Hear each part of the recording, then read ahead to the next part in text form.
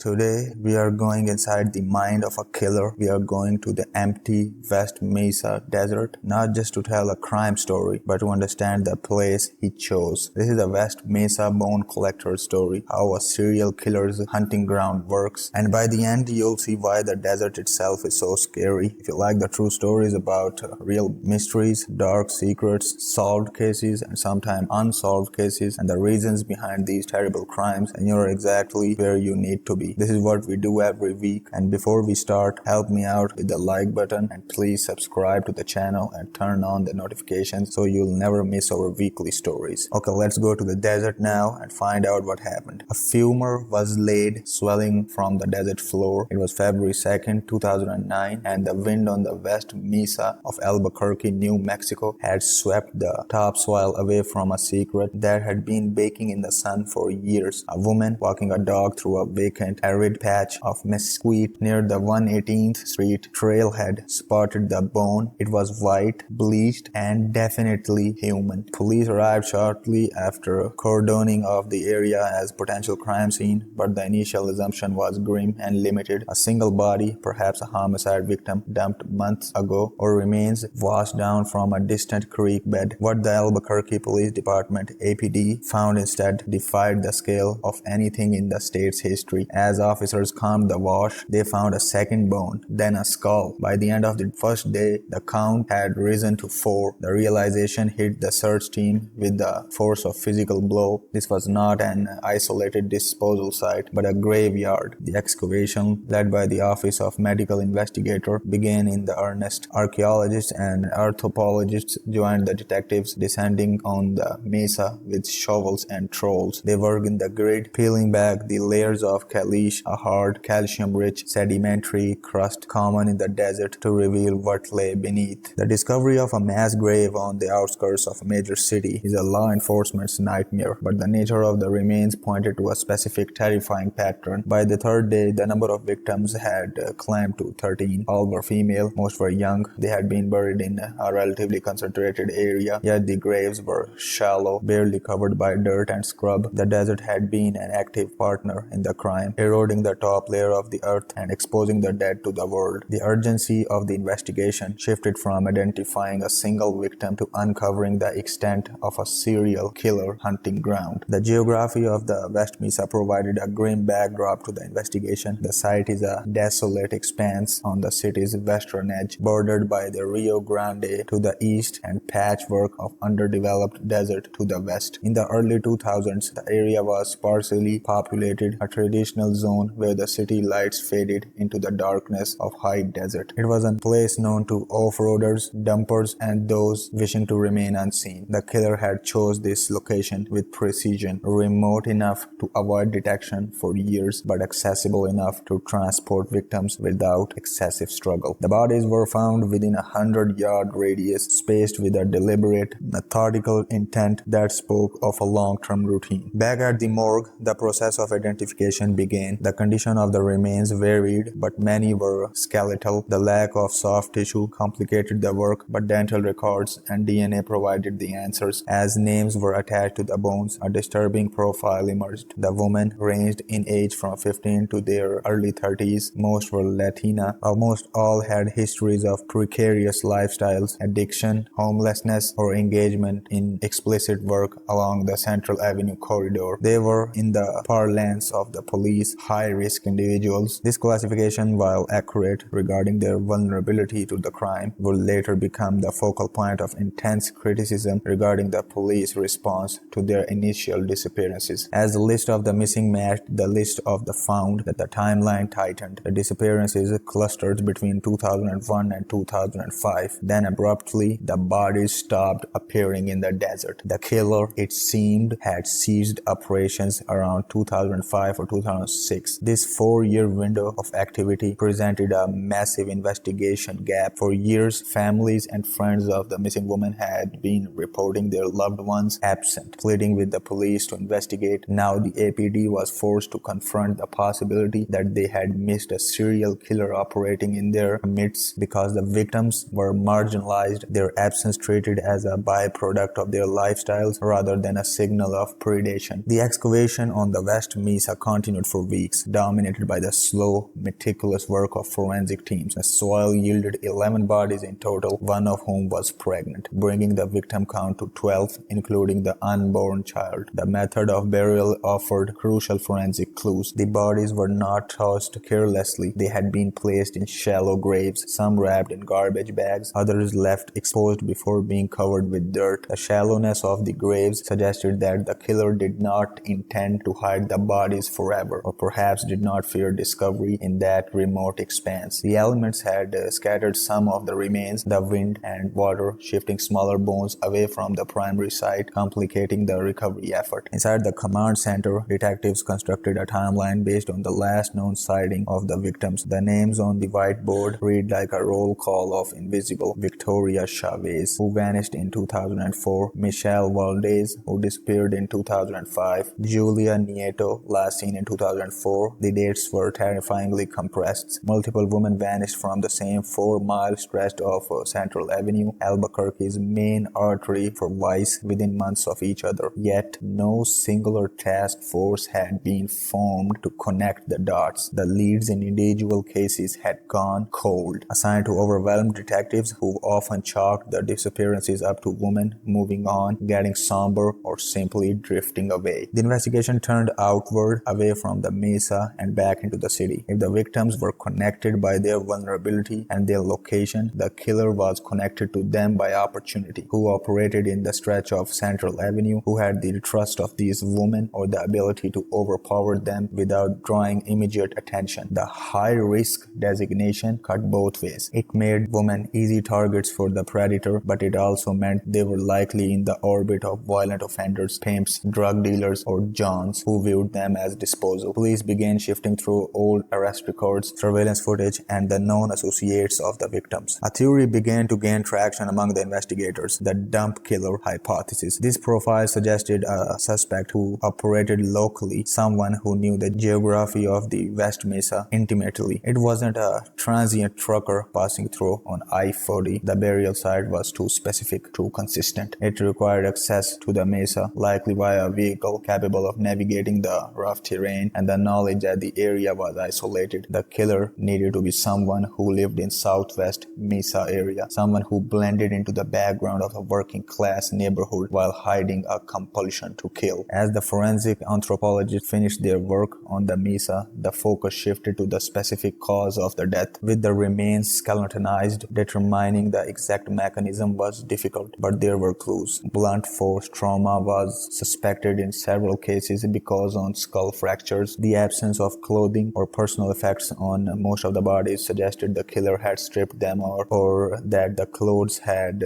degraded in harsh desert sun. One detail stood out: a distinct lack of jewelry. In the lives of victims, small pieces of jewelry were often their most valuable possessions. Their absence from the graves implied the killer took them as trophies or stripped the bodies to make identification harder. The sheer volume of the discovery forced a reckoning within the Albuquerque community. The silence of the desert had been broken, and the silence of the bureaucracy was next. The media swarmed the story, demanding to know how 12 women could vanish from city streets without citywide panic. The APD held press conference, tight-lipped and defensive, admitting that the cases had not been linked previously due to errors in processing and a lack of resources. For the families of the victims, the confirmation of death was tragedy, wrapped in a bitter pill of preventable delay. They had known something was wrong for years. The system had refused to listen. Detectives began revisiting the cold case files, interviewing the friends and family members who had begged to help years earlier. A clearer picture of the victims began to emerge, countering the dehumanizing label of prostitute or addict. They were daughters, they were sisters and mothers. Sierra Salazar was 15 when she disappeared in 2004. Nina Heron was 24. They had lives, routines, and distinct personalities. Mapping their social circles became a priority, looking for the intersection point where the predator could enter. The geographical profiling indicated a predator who hunted close to the home, suggesting the killer lived in the neighborhood area, the burial site, or worked in the immediate vicinity of disappearances. A significant breakthrough came from the re-evaluation of the timeline. Killings appeared to stop around 2005. If the killer was active, why did he stop? Had he died? Had he been incarcerated for an unrelated crime? Or had he moved on to a different different hunting ground. The why of the cessation was as mysterious as the how of the murders. The investigators began cross-referencing the list of known violent offenders in Albuquerque area with the timeline. They looked for men who were released from prison around 2001 and returned to prison or died around 2005. It was a needle in a haystack search, but one that promised to narrow the field of suspects from thousands to a manageable few. The geological character of the burial sites also underwent intense scrutiny. The graves were dug into hard-packed earth. This required physical effort and a tool, likely a shovel. The killer had returned to the specific spot repeatedly over a span of 4 years. This implies a level of comfort and familiarity with the location. He knew the traffic patterns of the nearby neighborhoods. He knew when the off-road bikers were active and when the area was quiet. This was not a crime of opportunity born of a panic. It was a calculated disposal strategy executed by a subject who felt a proprietary sense of the Mesa. In the lab, advanced DNA testing was conducted on the remains to build a genetic profile. The goal was twofold: to identify any known or unknown DNA left on the victims, perhaps skin cells under fingernails or hair that didn't belong to them, and to run the profiles through the national database like CODIS. The technology available in 2009 was far superior to what existed in 2001, offering a chance to find forensic links that were impossible at the time of the disappearances. The scientists worked in a sterile environment, hoping to find the microscopic trace of the man responsible. The pressure on the APD was immense. The West Mesa murders were the largest case of the serial killings in New Mexico history, and the lack of a suspect was becoming a public relation crisis. The department formed a task force combining local detectives with FBI agents and state police. They re-canvassed the neighborhood near the burial site, looking for anyone who remembered suspicious activity in early 2000s. A resident recalled seeing a vehicle, perhaps Chevrolet pickup or a similar truck, parked near the trailhead late at night on several occasions. Another mentioned a man who seemed to be walking his dog but appeared to be watching the woman on Central Avenue. As the investigation deepened, the pool of suspects began to crystallize around a few key individuals. One name surfaced repeatedly in the whispers and rumors of the street: a man known to be violent towards women who lived less than 2 miles from the mass grave site. He was a local, a fixture of the underground economy that existed on the margins of the city. His history of violence was long and documented, yet he had managed to slip through the cracks of the justice system. The focus of the investigation began to narrow, zeroing in on a man named Lorenzo Montoya. The timeline of Lorenzo's life intersected with the West Mesa investigation like a blunt force trauma. Montoya was not a ghost. He was a known entity in Southwest Valley, a 36-year-old construction worker with a history of violence against women that stretched back for years. He lived on Twilight Street, mere 2 miles from the desolate stretch of desert where the remains were unearthed. This geographic proximity was the first and most glaring piece of the puzzle. In the world of criminal profiling, dump sites are rarely chosen at random. They are the locations within the offender's comfort zone, places where the killer feels safe from detection and familiar with the terrain. Montoya knew the Mesa. He hunted there. He dumped trash there, and according to neighbors, he spent hours there alone. Digging into his past revealed a pattern of behavior that mirrored the vulnerability of the victims. Montoya had an extensive rap sheet littered with arrests for soliciting prostitutions, domestic violence, and aggravated assault. He was a man who operated on the fringes of the same world that Victoria Chavez and Michelle Valdez had inhabited. He knew the language of the street, the hierarchy of the tracks, and the invisibility of the women who worked them. But it was the specific nature of his violence that drew the task force attention. He didn't just assault, he tried to control. He was a predator who viewed women as commodities to be used and discarded. The investigation zeroed in on a critical date, January 2006. This was the month the disappearances on the West Mesa appeared to stop abruptly. It was also the month Montoya died. The connection was impossible to ignore. If Montoya was the West Mesa bone collector, his death would provide a tidy, logical explanation for the silence that followed 2005. The killer hadn't retired. He had been extinguished. This theory tuned Montoya's death into a pivotal moment in the narrative, a violent climax that potentially brought the reign of terror to an end. The circumstances of Montoya's death were themselves steeped in the same violence that characterized the burial site. He was not killed by the police or rivals rivals in the drug trade, but by a vigilante, a man later identified in police reports as the relative of a woman Montoya had attacked, walked up to Montoya's home on Twilight Street and shot him 4 times in the head. The shooter fled the scene and was never identified, leaving behind a body that could no longer speak for itself, but history screamed for further examination. In the wake of the shooting, investigators swarmed Montoya's property looking for physical evidence that could link him to the bones on the mesa. They found a property that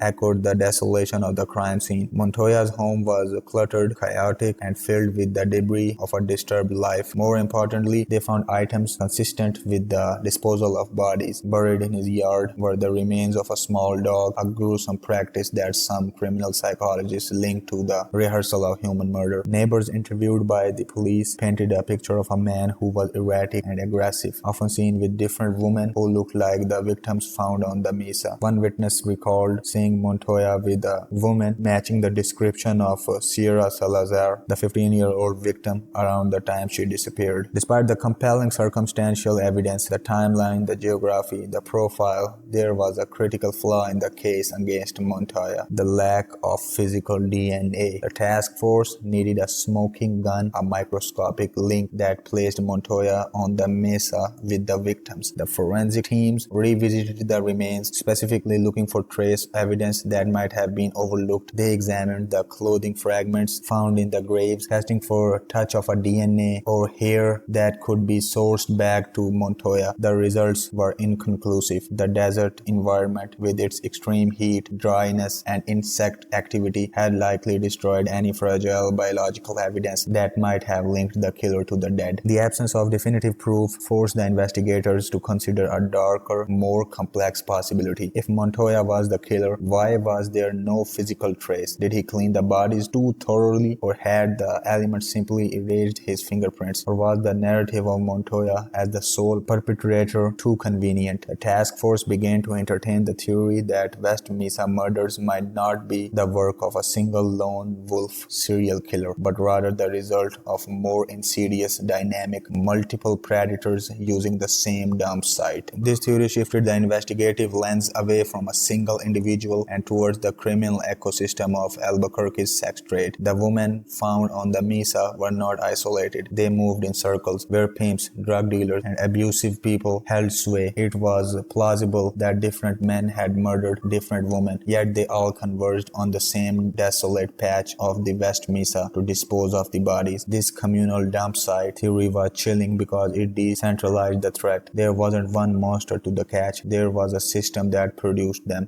To explore this angle, the task force dissected the lives of the victims, looking for the men who surrounded them. They investigated the pimps who controlled the stroll on Central Avenue. One name that emerged from the review was Joseph Belia. Unlike Montoya, who was a low-level street predator, Belia was a known figure in the local sex trade, a man who exercised control over several women who would later turn up dead. His criminal history included violence and bullying, making him a person of interest in the disappearance of at least 2 of the victims. The investigation into Belia sought to determine if he was a rival of Montoya or part of a larger network of exploitation. The timeline of Joseph Belia's life created complications. However, he had been incarcerated during portions of the time the women were vanishing. While it was possible for him to order hits from inside prison or for the disappearances to span a period of his freedom, the consistency of the burial sites suggested a continuity that a single incarcerated individual might not possess. The task force was left with a maddening dichotomy. Montoya fit the timeline and location perfectly but lacked the physical evidence. Belia fit the behavioral profile of a pimp predator but had an alibi in the form of prison walls during key periods. As the investigation into the network theory widened, the sheer volume of potential suspects became overwhelming. The task force generated a list of nearly 100 men who had interacted with the victims, ranging from boyfriends to customers. They cross-referenced these names with the timeline of the burials, looking for men who were active in the area between 2001 and 2005. Each name required a deep background check, alibi verification, and where possible, DNA collection. It was a monumental logistical undertaking that stretched the resources of the department to the breaking point. The complexity of the case was compounded by the degradation accumulation of the physical evidence. In the years since the bodies were buried, the desert had done its work. The bones were weathered, the DNA was compromised, and precise cause of death remained elusive for many victims. It was difficult to link the deaths to a specific signature weapon or anything that resembles to the victims. All the victims were buried, yes, but the manner of the burial varied slightly. Some were tightly wrapped, others were not. This inconsistency fueled the theory of multiple killers, not a single killer, whose methods evolved over time. Amidst the swirl of suspect names, one detail from the excavation haunted the lead detectives: a specific pair of bones found disarticulated from the rest of the remains. A single vertebra and a rib from one of the victims were discovered a short distance away from the primary grave. The separation suggested that the body might have been moved or that the burial process had been interrupted. This could have been the work of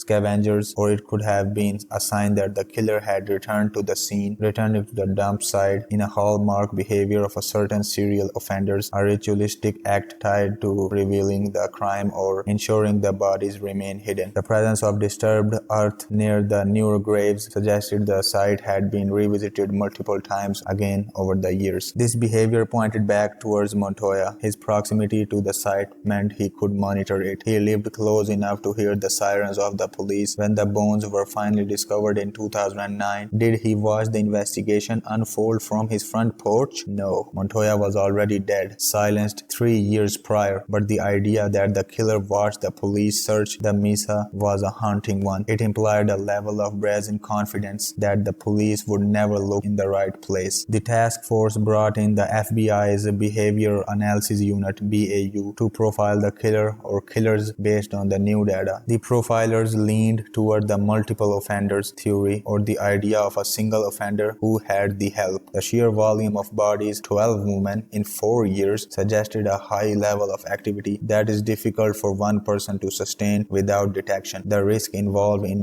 luring, killing, and transporting a woman to Mesa is significant. Doing it a dozen times usually requires a slip-up, a witness, or surviving victim. The lack of survivors was the most chilling aspect of the case. It spoke to a predator who was meticulous and careful, or completely trusted by his victims until the moment it was too late. Trust was the currency of the street. The woman on the Central Avenue was accustomed to danger, but they were also accustomed to relying on each other for the safety. They shared information about bad dates and violent men. The fact that so many vanished without a fight, or at least without a witness coming forward, suggested that the killer has someone who didn't trigger their alarm bells. He wasn't the creepy stranger in the windowless van. He was likely a familiar face, someone who offered a ride, a place to sleep, or a fix. This socially acceptable predator profile made the investigation infinitely harder, as it cast a net over friends, family, and very men who reported them missing. By late 2010, the initial momentum of the West Mesa investigation had begun to stall. The digging on the Mesa was finished, the remains were identified, and the primary suspects like Montoya and Belia had been interviewed, investigated, and in Montoya's case, eliminated by death. The case, which had dominated headlines for nearly 2 years, began to fade from the front page, relegated to the back shelves of cold cases files. The police department faced a budget crisis and a changing of the guard, with new leadership taking over just as the leads were drying up. The families, however, refused to let the silence return. They formed advocacy groups, holding vigils on the Mesa and demanding answers. They kept the pressure on the APD, questioning why the connection to Montoya wasn't definitive and why the investigation into the network of pimps had stalled. Their voices were the only thing keeping the heat on a task force that was running out of the road. They knew their daughters hadn't just vanished into thin air. They had been taken, killed, and discarded. The mystery wasn't a forensic puzzle to them. It was a hole in their lives that could only be filled by the truth. In 2011, the APD released a list of persons of interest, a vague and cautious document that included Lorenzo Montoya and Joseph Belia, but also added several other names. Among them was a man known only as a tire biter, a moniker derived from a distinctive tattoo, who was rumored to have been violent with women in the area. The release of the list was a strategic move designed to shake loose information from the community. It was a gamble, asking the public to do the heavy lifting that forensic science could not. The gamble failed to produce a breakthrough. No one came forward with the smoking gun. The court code of the street remained unbroken. Fear, apathy, and deep mistrust of law enforcement kept the witnesses silent. The West Mesa bone collector, whether a solitary man or a collection of predators, remained hidden in the statistical noise of the city's crime statistics. The case transitioned from an active investigation to a persistent, haunting question mark. The silence that settled over West Mesa after 2011 was deceptive. The investigation had stalled, but the killer or killers remained a ghost in the machine of Albuquerque's criminal justice system. The APD, battered by budget cuts and shifting priorities, handed the reins to the FBI. In April 2013, federal agents returned to the 118th Street trailhead not to mourn but to dig. They brought with them heavy excavation equipment and ground-penetrating radar, driving by a terrifying hypothesis that the 12 bodies found in 2009 were merely the fraction of much larger cemetery. The killer had used the Mesa for 4 years. Logic dictated there could be more. For 2 weeks, the Mesa was torn apart again. The FBI excavated the specific sector, a site of interest identified through aerial photography and geological surveys. The tension was palpable. Every scoop of dirt carried the potential for another skull, another fragment of sorrow, but the earth yielding nothing. No new bones, no new clothing, no trace of traditional victims. This negative result was significant. It suggested that if there were more bodies, they were being buried somewhere else, or the killer had not operated with the frequency the profilers feared. It also meant that the site was exhausted as a crime scene. The desert had given up all its secrets. With the physical investigation closed, the focus pivoted back to the living suspects. The narrative had long been dominated by the deceased Lorenzo Montoya, but the investigators began to scrutinize a man whose name bore an eerie similarity: Lorenzo Aragon. Aragon was a distinct entity from Montoya, though they shared a surname and a proximity to the victims. Aragon lived in the Southwest Valley during the height of the murders, and his history of violence against women was documented and brutal. He was the second Lorenzo, a shadow that had fallen under the radar amidst the focus on dead Montoya. The breakthrough in the Aragon investigation did not come from the West Mesa graves, but from a cold case from 2004. A woman named Catherine Sanchez had vanished that year. Her body later found in a shallow grave in a remote area of the desert, a modus operandi that chillingly mirrored the West Mesa disposal method. In May 2017, police arrested Aragon and charged him with Sanchez's murder. The arrest ripped the lid off a disturbing possibility that the West Mesa was not dumping ground of a single mastermind, but a killing field used by multiple predators that operated in the same social circle. Aragon's trial revealed details that sent shockwaves through the Mesa task force. He had known Sanchez. He had moved in the same circles as the West Mesa victims. His method of disposal, driving a victim into the desert, digging a shallow grave, and leaving them to the elements, was identical to what had been done to 12 women on the Mesa. In 2021, Aragon was convicted and sentenced to life in prison for Sanchez's murder. While he was never charged with the West Mesa murders, his conviction cemented the theory of a multiple offender scenario. It proved that the geography of Southwest Valley attracted a specific type of a killer, one who viewed the desert wasteland as a convenient trash can for human life. Concurrently with Aragon's investigation, the task force maintained a watchful eye on Joseph Belia. Belia, the pimp who had controlled several of the victims, remained a person of interest. Despite the lack of physical evidence, the theory regarding Belia shifted from lone killer to facilitator. Did he kill them himself, or did he dispose of them for others, or look the